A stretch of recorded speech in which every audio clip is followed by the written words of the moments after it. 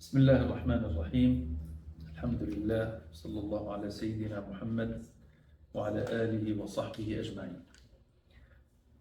Nós, na aula passada, terminamos sobre a história da viagem noturna do profeta Muhammad a.s. e a ascensão para os céus, que seria o Isra ou o Mi'raj. E falamos depois da volta do profeta Muhammad a.s. a posição de Quraysh, a posição dos Sahaba, a posição de Abu Bakr as-Siddiq principalmente, as pessoas que tinham a fé fraca, que aconteceu com eles, as pessoas que tinham a fé forte, que aconteceu com eles. E o profeta Muhammad a.s. continuou na divulgação da mensagem depois desse fato, e inclusive ele mostrou a eles os sinais do que realmente ele viajou, e todos eles confirmaram isso, e nós falamos sobre esses sinais. Uma pergunta hoje sobre a ascensão aos céus. Eu acho que nós passamos batido em relação à questão das orações, porque Allah subhanahu wa ta'ala ele determinou as orações nos céus. E a pergunta aqui que queria mais detalhes em relação a isso, porque a oração é uma das questões mais importantes na nossa vida, né?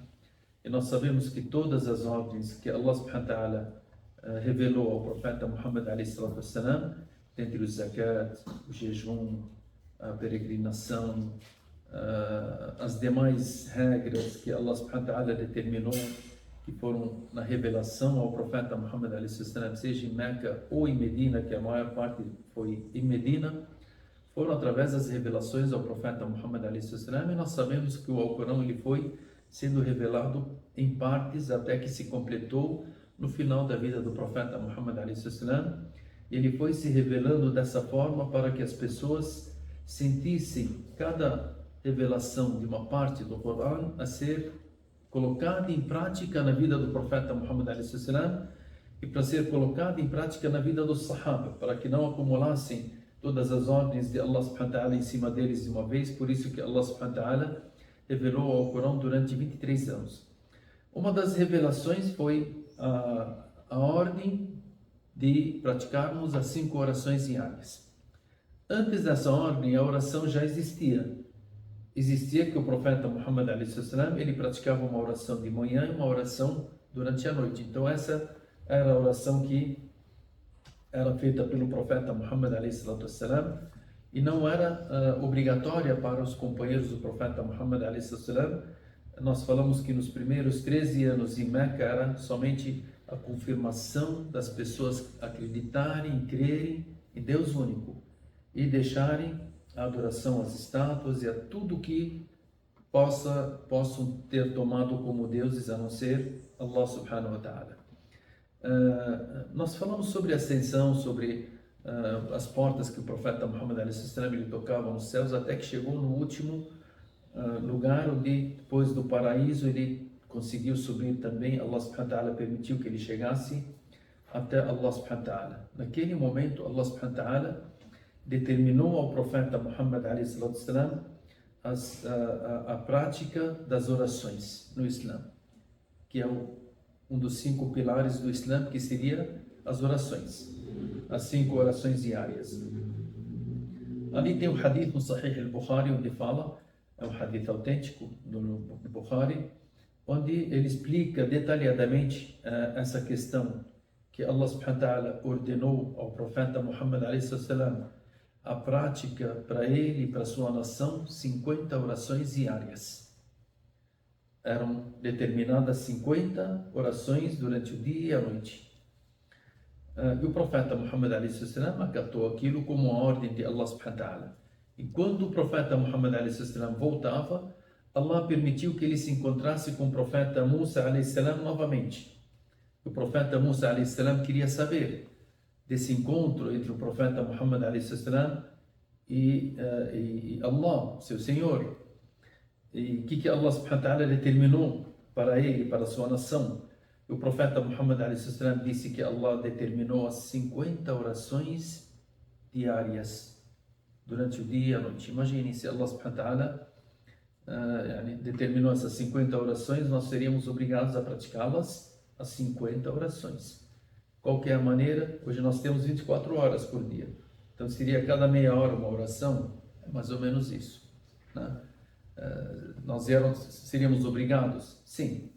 O profeta Musa, alayhi salam, ele que teve a experiência com seu povo e teve as dificuldades de divulgar para o seu povo muitas ordens, ele que foi perseguido pelo seu povo, ele que sofreu durante todos os anos que permaneceu com o povo de Israel, ele disse, aconselhando o profeta Muhammad alayhi salam, você pode voltar, pedir para Allah subhanahu wa ta'ala que ele faça com que você volte novamente e pedir a ele que ele diminua essas 50 orações. E o profeta Muhammad alayhi salam levou esse conselho do seu irmão, o profeta Musa alayhi salam, porque os profetas eles são irmãos, e um aconselha o outro. Então o profeta Musa aconselhou o profeta Muhammad alayhi salam pela experiência que ele teve com o seu povo, que o profeta Muhammad pedisse para Allah, e ele sabia que a posição do profeta Muhammad alayhi salam perante Allah, ela é uma posição honrada por Allah. Tudo que o profeta Muhammad alayhi salam pedir, Allah irá atendê-lo. O profeta Muhammad alayhi salam pediu para Allah para que diminuísse essas 50 orações. E Allah diminuiu essas 50 orações para pouco menos. E o profeta Musa alayhi salam se encontrava com o profeta Muhammad e dizia, você conseguiu? Ele disse, sim, consegui diminuir 10. E ele falava, volte para o seu Deus e peça para diminuir mais. E aí ele foi saindo, indo ao encontro de Allah subhanahu wa ta'ala, até que Allah subhanahu wa ta'ala determinou que fossem 5 orações. Allah subhanahu wa ta'ala disse para o profeta Muhammad alayhi salam, são 5 orações na prática e 50 no valor. Então nós praticamos 5 orações diariamente, mas o valor dessas 5 orações é como se tivéssemos praticado 50 orações. E essa é a misericórdia que Allah subhanahu wa ta'ala ele teve com a nação do profeta Muhammad alayhi salatu wassalam, de fazer com que eles praticassem com poucas práticas, com grandes valores. Então são 5 orações, só que no valor elas equivalem a 50 orações. E mesmo assim tem pessoas que ainda têm falta com essas orações. Por isso que o profeta Muhammad alayhi salatu wassalam, ele falou vários hadiths sobre as orações, dizendo a diferença entre um crente e não crente é a oração. Aquele que pratica a oração é um crente. Aquele que deixa de praticar a oração, ele se torna descrente. E por isso que o jejum, se você estiver doente ou viajando, ou qualquer causa que não permita que você pratique o jejum, você pode quebrar o jejum, repor depois, e tem condições que você não precisa repor, você paga, ou se você chegar numa idade, então você até, o zakat, se você tiver dinheiro, você paga o zakat, se não tiver, você não paga o zakat. A peregrinação, se você tiver condições físicas e financeiras, você pratica a peregrinação uma vez na vida, se você tiver condições físicas e financeiras. Se não tiver, você não é obrigada a praticar. Agora, vindo para a oração ela não cai de maneira alguma.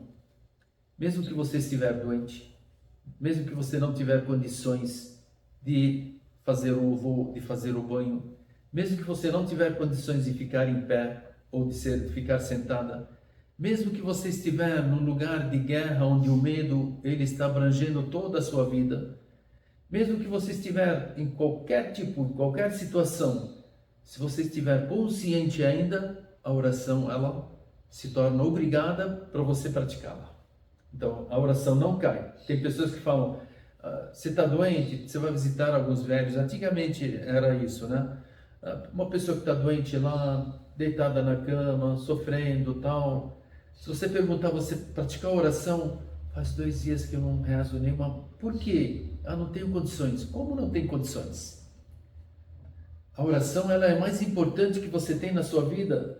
E Allah subhanahu wa ta'ala ele deu a facilidade de uma forma que jamais uma pessoa terá o que reclamar, ou o que falar, Allah, eu não pude fazer a oração porque eu não conseguia levantar da cama. Tá, mas faz, mesmo balançando com a cabeça. Eu não conseguia balançar com a cabeça. com seus olhos. Não conseguia balançar até com os olhos, abrir e fechar, com a sua mente. Não consigo usar a água, faça o tayammum. Não consigo até fazer o tayammum. Da maneira que você estiver, o importante é você não deixar a prática das 5 orações. Porque a oração ela tem tanta importância, porque Allah subhanahu wa ta'ala, quando a gente ouve os versículos no Coran, quando fala sobre as pessoas que deixam as orações, você até fica com medo. Você fala, subhanallah, a primeira coisa que Allah subhanahu wa ta'ala, quando ele disse, قالوا ما سلككم في سقر? O que deixou vocês entrarem num lugar horrível, dentro do fogo do inferno, onde o castigo é severo mesmo, né? Saqar, onde Allah subhanahu wa ta'ala ele cita, é um lugar que ele assa a pessoa, vai até os ossos, a carne e tal. Então a pessoa vai ter um sofrimento imenso ali, um sofrimento bem severo, né? Allah subhanahu wa ta'ala pergunta, os anjos eles perguntam para as pessoas que estão ali, ما سلككم في سقر? Como é que vocês entraram nesse lugar horrível, nesse lugar onde tem um dos piores castigos que uma pessoa possa ouvir falar? Quando a gente lê somente os versículos, você fica lá com medo. Imagine na hora que a pessoa vê, ما سلككم في سقر? Por isso os anjos eles perguntam para as pessoas que estão ali, o que fez com que vocês entrassem no Saqar? A primeira coisa que eles respondem, لم نكن من المصلين. Nós não éramos dentre as pessoas que praticavam as 5 orações. Então simplesmente a pessoa que deixou as orações, mas eu sou muçulmano, falo La ilaha illallah Muhammad Rasulullah. Tá, deixou as orações, se Allah subhanahu wa ta'ala quiser te castigar, o castigo por ter deixado as orações é você permanecer em Saqar durante quantos milhões de anos? Só Allah que sabe. Por isso que é bom não deixar, não atrasar. Allah subhanahu wa ta'ala fala, فَوَيْلٌ لِلْمُصَلِّينَ الَّذِينَ هُمْ عَنْ صَلَاتِهِمْ سَاهُونَ. Ai daqueles que praticam as orações, لِلْمُصَلِّينَ, que esquecem ou atrasam as suas orações. Eles fazem a prática, só que o que eles fazem? Eles deixam atrasar. Deu Zohar, está cedo ainda. Eu vou fazer o almoço, vou almoçar, vou tomar banho, eu vou pegar as coisas daqui, as coisas de lá. E a oração? A última coisa que eu faço é a oração. Allah subhanahu wa ta'ala está dizendo, فَوَيْلٌ. Wailun é um outro lugar também no fogo do inferno, onde as pessoas são castigadas por terem praticado a oração, só que de uma forma com preguiça. Eu deixei para o final a oração. Não, você tem que colocar a oração na sua prioridade. A minha vida é a oração. Você pensa na sua vida. Os meus negócios, a minha família e tal, pratica a oração. Subhanallah, são 5 minutos para você praticar, e são 5 orações somente durante o dia e a noite, né? A facilidade que Allah deu para nós, para que a pessoa não tenha motivo nenhum para atrasar essas orações. Estou na rua, em qualquer lugar que você esteja, você tem condições de praticar. Na faculdade você consegue, na escola você consegue. Não tenho tempo. Imagine se você quer ir no banheiro, você fala, eu não tenho tempo de ir no banheiro, estou apertado. E aí? Você vai aceitar isso? Ninguém. Você faz de tudo para ir no banheiro, senão você faz de tudo também para ir praticar a oração. Você faz de tudo para você achar um lugar, você faz de tudo para você ter aqueles seus 5 minutos. Por mais que você esteja ocupado, você não pode deixar essas orações. E por isso que Allah subhanahu wa ta'ala me fala no dia do final, onde todas as pessoas estarão ali paradas, né? E Allah subhanahu wa ta'ala ordena que as pessoas se prostrem para Allah. Quem vai conseguir se prostrar? Somente aqueles que praticavam a oração. Aqueles que não praticavam a oração no mundo, as costas deles vão se tornar como se fosse uma placa, uma plaqueta de madeira. Fica lá, ele tenta fazer o ruku', tenta fazer o sujud, mas não consegue agachar. Por quê? Porque eles, Allah subhanahu wa ta'ala fala, يَوْمَ يُكْشَفُ عَنْ سَاقٍ وَيُدْعَوْنَ إِلَى السُّجُودِ. No dia que Allah subhanahu wa ta'ala ordena que as pessoas façam o sujud, فَلَا يَسْتَطِعُونَ, eles não conseguem. خَاشِعَةً أَبْصَارُهُمْ, eles começam a olhar com os olhares de medo, olhando para a direita, para a esquerda, para os lados e tal, Como que a gente não está conseguindo cumprir a ordem de Allah? Allah está dizendo, faça o sujud nesse momento. Você vai lá, tá, parada, não conseguindo agachar. Por quê? Allah subhanahu wa ta'ala ele fala no versículo وَقَدْ كَانُوا يُدْعَوْنَ إِلَى السُّجُودِ وَهُمْ سَالِمُونَ.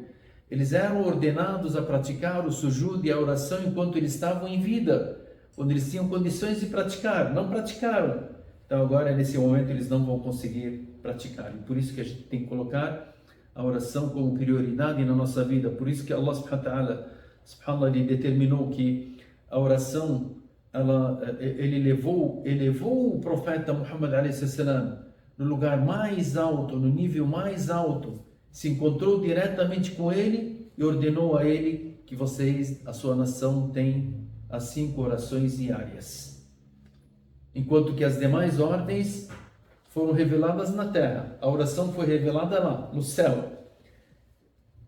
Por isso que a gente fala, o profeta Muhammad a.s. ele chegou a conversar com Allah, como se Allah estivesse dizendo para a nação do profeta Muhammad a.s.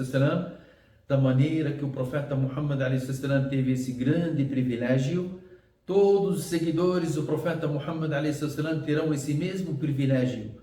Ao praticarem a oração, eles estarão também com essa ascensão com as suas almas até Allah subhanahu wa ta'ala, falando com Allah, porque a Al-Fatiha, nós tivemos várias aulas com ela na quinta-feira, né? Falando que a Fatiha, quando nós recitamos, ela é dividida em 2 partes, como Allah subhanahu wa ta'ala ele disse no hadith que o profeta Muhammad a.s. citou, hadith autêntico, que Allah ele fala, eu dividi a oração entre eu e meu servo em 2 partes. Meu servo fala, Alhamdulillah Rabbil Alamin, Allah fala com você, Hamidani Abdi.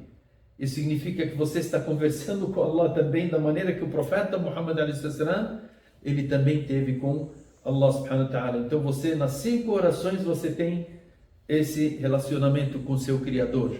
Basta você praticar essa oração com sinceridade e com humildade e ver que você realmente está praticando uma ordem de Allah subhanahu wa ta'ala para ser cumprida da maneira correta como o profeta Muhammad a.s. nos ensinou. Então essa é a questão da oração. Foi importante, bem lembrada pela irmã Leila, de falar sobre a oração. Eu pensei que tinha explicado os detalhes, mas acho que eu passei falando da oração e das demais ordens de Allah subhanahu wa ta'ala de uma forma batida, né? Mas, alhamdulillah, a gente fala sempre, a oração ela é uma das questões mais importantes. Se a gente falar diariamente sobre ela, é pouco, para sempre lembrarmos sobre esse grande pilar que Allah subhanahu wa ta'ala determinou para nós e que ele é um pilar que deixa essa ligação entre nós e o nosso Criador. Voltando para aquilo que nós paramos, onde nós paramos, em relação a o profeta Muhammad a.s. quando terminou a história sobre a ascensão aos céus, esse foi um grande presente ao profeta Muhammad a.s. para aliviar a dor do profeta Muhammad a.s. que ele teve naqueles últimos anos, das pessoas recusarem a mensagem dele, como se Allah subhanahu wa ta'ala estivesse falando, se as pessoas na terra te recusarem, saiba que as pessoas do céu irão abrir as portas para você, ó Muhammad.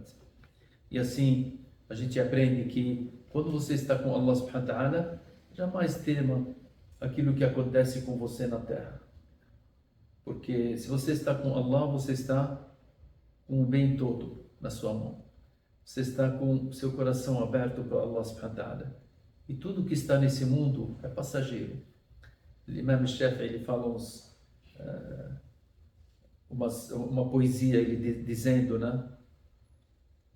Ele disse, Ya layta alladhi bayni wa baynaka amiru.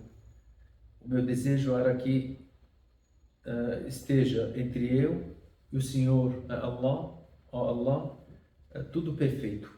وَبَيْنِي وَبَيْنَ الْعَالَمِينَ خَرَابٌ. Mesmo que estiver a relação entre eu e todas as pessoas, o mundo inteiro, de uma forma destruída. Se a relação entre eu e ti, ó Allah, estiver perfeita, e entre eu e as pessoas e o mundo inteiro estiver destruída, يا ليت الذي بيني وبينك عامر وبيني وبين العالمين خراب. إذا صح منك الود, se acertar a minha consciência ou aquilo que eu tenho dentro do meu coração e na minha vida, se isso for aceito por ti, ó Allah, إذا صح منك الود, se o amor teu estiver em relação a mim algo perfeito, فإذا صح منك الود فالكل هين, tudo se torna fácil. Tá, e as pessoas ao seu redor, قالوا كل الذي فوق التراب تراب, e tudo que está acima da terra é terra. No final, tudo que você vê ao seu redor é terra. As pessoas são terra, as construções são terra, os carros irão virar terra. Tudo que você vê ao seu redor, isso se transformará em terra. Então você não se preocupa com a terra que você tem ao seu redor, e se preocupa assim com o Criador dessa terra e aquilo que ele fez essa terra. E assim o profeta Muhammad a.s. teve esse grande privilégio de ter essa ligação direta com Allah subhanahu wa ta'ala. Nós tínhamos falado antes da história da ascensão do profeta Muhammad a.s. e da viagem noturna, que o profeta Muhammad a.s. ele esperava os momentos de Hajj. O Hajj que seria a peregrinação onde todas as tribos elas vinham para Meca. Isso era um costume desde o tempo do profeta Ibrahim a.s. Esse costume que as pessoas vinham na época de Dhul Hijjah, no final de Dhul Hajj, eles vinham para Meca e eles tinham vários motivos. Dentre eles o motivo comercial. Outro das tribos se reunirem, umas se encontrarem com as outras. Outro motivo, as poesias que eles faziam. Um falava sobre a sua poesia, uma outra tribo falava sobre a sua poesia. O comércio que eles tinham de trocar, o comércio entre eles. E também que Meca era o centro religioso das tribos árabes em todos os locais naquela época. Então as pessoas vinham lá e cada tribo tinha o que? Tinha a sua estátua que adorava, ou eles acreditavam que ali eles estariam fazendo essa peregrinação para adorarem a Deus da forma deles. Então, no Hajj, as pessoas vinham. O profeta Muhammad a.s. queria aproveitar a vinda dessas tribos para Meca, em Dhul Hijjah, e ele ia lá e oferecia a elas, para elas ouvirem, essas pessoas, essas tribos, e ele falava sobre o Islã. E ele dizia, principalmente nos últimos tempos, quando as pessoas não queriam mais em Meca, aceitar o Islã. Quem aceitou foram aqueles Sahaba que nós falamos sobre eles, só que a maior parte de Quraysh já estava ali firme de não aceitar, pelo contrário, estavam castigando os Sahaba, castigando o profeta Muhammad a.s., perseguindo o profeta Muhammad, perseguindo os Sahaba. E o profeta Muhammad a.s. queria sair de Meca. Nós falamos sobre a migração de alguns dos seus companheiros para a Etiópia, mas a Etiópia já é um local longe para o profeta Muhammad a.s. Ele queria alguma dentre as tribos árabes que aceitasse essa mensagem para ele migrar até eles, e de lá ele construía o espaço onde poderia divulgar a mensagem para o mundo inteiro. Que Meca já não dava, porque tem ali os inimigos que estão rodeando ele de todos os lados, principalmente os líderes. E o profeta Muhammad a.s., quando chegava a qualquer tribo, ele falava: Ya qawm, qulu la ilaha illallah, ya qawm, man yahmiluni ilay, quem me carrega até ele para me divulgar a mensagem de Allah? Digam la ilaha illallah. E nós falamos antigamente que Abu Lahab, o tio dele, estava atrás dele e dizendo: não acreditem nele, ele é mentiroso. As pessoas que vinham de fora perguntavam: quem é? O pessoal falava: é o Muhammad, que está dizendo que ele é o mensageiro de Deus. Quem está atrás dele, desmentindo ele? É o tio dele. As pessoas falavam: o tio dele conhece mais ele do que nós. E eles se afastavam. Então eram poucos que queriam ouvir o profeta Muhammad a.s. Algumas tribos, elas ouviram o profeta Muhammad a.s., Só que colocaram condições. Nós já falamos sobre isso antes de falarmos sobre a viagem noturna. Algumas tribos colocaram as condições: se nós aceitarmos a ti, ó Muhammad, e levarmos você para a nossa tribo, e você ser uma pessoa vitoriosa, o que nós teremos? Nós seremos líderes depois da sua morte? Nós poderíamos ser os líderes e tomar essas condições? O profeta Muhammad a.s. disse: essas condições é a religião de Allah. Não sou eu que coloco as condições. É Allah subhanahu wa ta'ala que determina isso. E a pessoa, para aceitar o Islã numa condição de questões mundanas, isso não está aceitando o Islã por convicção total, mas ele está aceitando o Islã por motivos mundanos. E por motivos mundanos, o profeta Muhammad a.s. sabe que essa pessoa jamais irá ter sucesso. E o profeta Muhammad a.s. ele continuava na sua mensagem, na sua divulgação, até que antes da viagem noturna, o profeta Muhammad a.s. se encontrou com 6 pessoas de Yathrib. Yathrib, que seria hoje a Medina, ela chamava Yathrib. Yathrib é um nome da pessoa, primeira pessoa que entrou lá, chamava Yathrib e tal. Ela tem uma história por ter esse nome. Hoje nós conhecemos como Al-Medina, porque depois da migração do profeta Muhammad a.s. mudaram o nome da Medina, de Yathrib, colocaram Al-Medina, Al-Medina Al-Munawwara, a Medina iluminada, porque ela foi iluminada com a presença do profeta Muhammad a.s. Medina Al-Munawwara, a distância dela entre Meca e Medina é 450 quilômetros mais ou menos. O profeta Muhammad a.s. ele se encontrou ali no ano 11 da revelação, se oferecendo aos tribos. Ele se encontrou com 6 pessoas dentre os Ansar. Os Ansar, que são chamados, as pessoas de Medina depois foram chamados Ansar. Ansar é aquele que te apoia. Você fala, fulano Ansar, Nasarani, ele me apoiou. Então eles foram chamados de Ansar porque eles apoiaram ao profeta Muhammad e seus companheiros. Essas 6 pessoas, o profeta Muhammad a.s. se encontrou com elas e eram de Medina. Essas 6 pessoas, o profeta Muhammad a.s. sentou com elas, falou com elas sobre o Islã e elas aceitaram. Subhanallah, 6 pessoas que aceitaram. Essas 6 pessoas, até foram citados os nomes deles. Rafi' ibn Malik ibn al-Ajlan é um deles. Outro Auf ibn al-Harith. Outro Abu Umama. Outro As'ad ibn Zurara. Jabir ibn Abdullah ibn Ri'ab. Uqba ibn Amir ibn Nabi. Wa Qutba ibn Amir ibn Hadida. E essas 6 pessoas, elas aceitaram do profeta Muhammad a.s. o Islã. E eles prometeram ao profeta Muhammad a.s. que ao voltarem para Medina, eles iriam falar para as tribos ou para o povo deles sobre isso. Medina, nós sabemos que a Medina, ela é um dos locais que o profeta Muhammad a.s. Allah subhanahu wa ta'ala prometeu a ele que ele iria migrar para um local onde teria muitas tamareiras.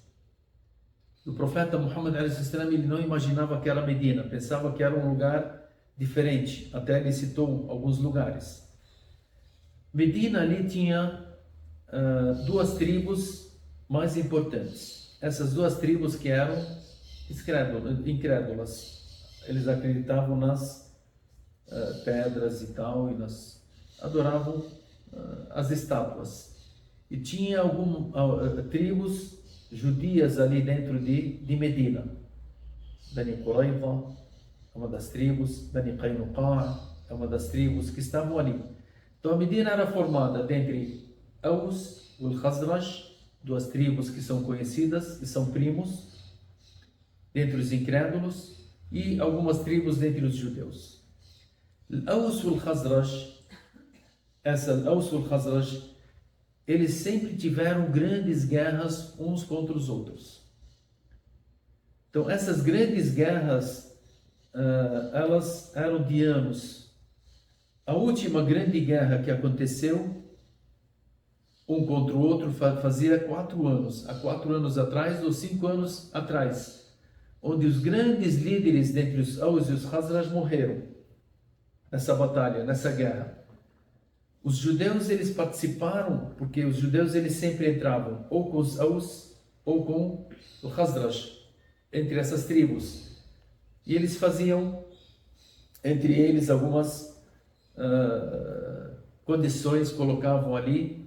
Então, a Medina já era o quê? A Medina já estava formada por tribos judeus e tribos que são, dentre os Aws e os Khazraj, que não são muçulmanos, mas são incrédulos.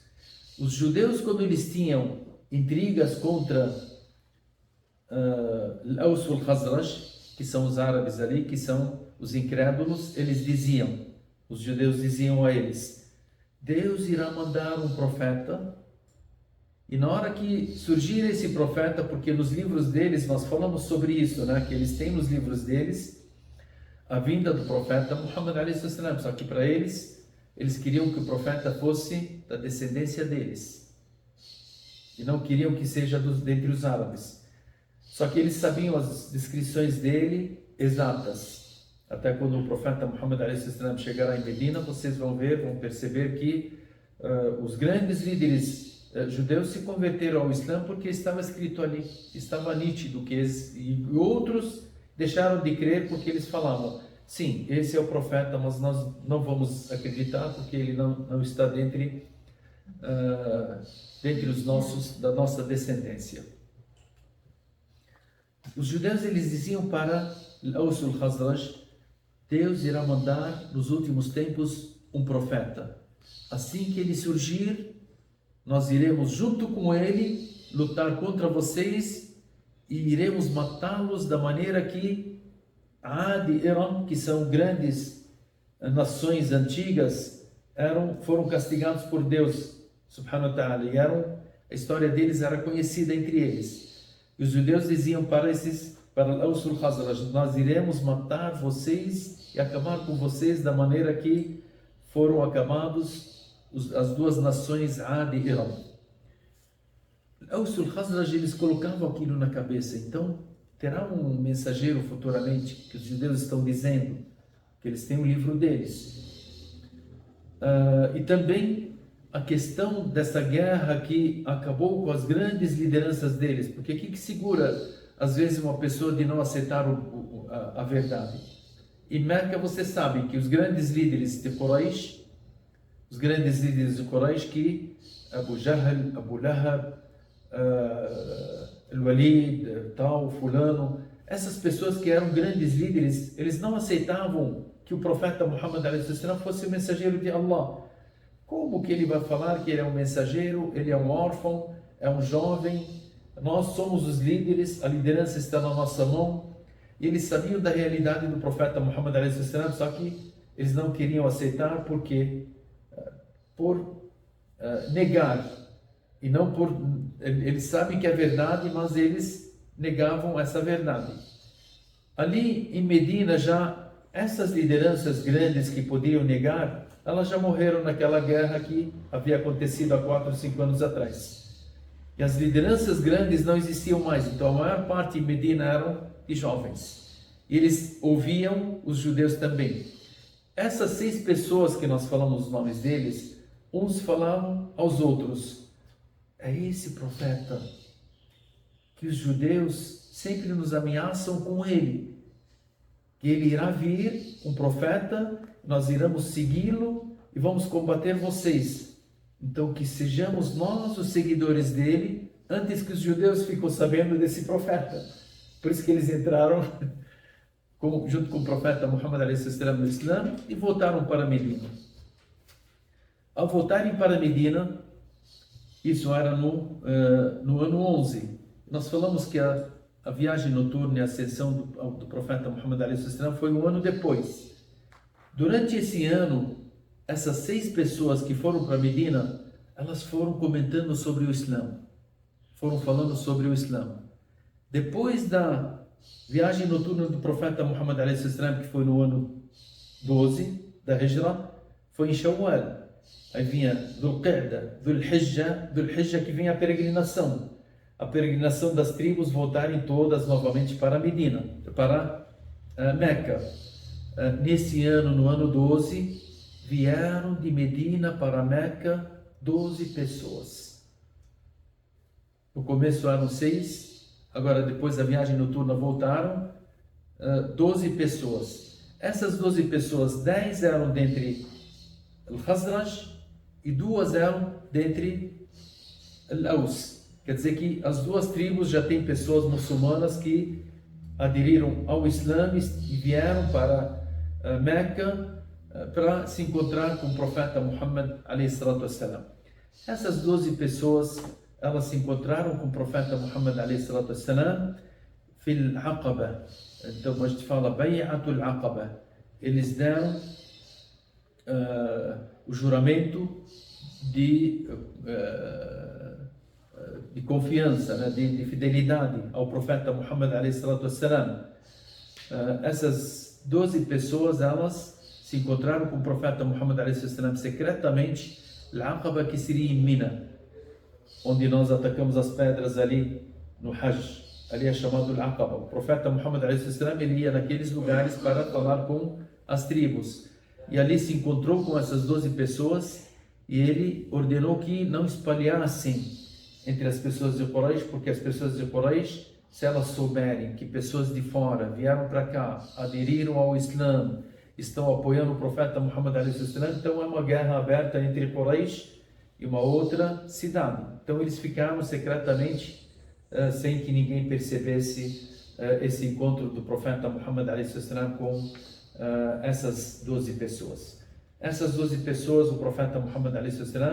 sentou com elas, ele fez al-bay'a, que seria, como nós falamos, o juramento de fidelidade entre ele e eles, e fez uma bay'a que foi chamada Bay'at an-Nisa, juramento de fidelidade das mulheres, porque foi tirado ali do versículo das Surat al-Mumtahina, que nós inshallah vamos falar na aula que vem sobre esse juramento entre essas pessoas e o profeta Muhammad a.s. E o profeta Muhammad a.s.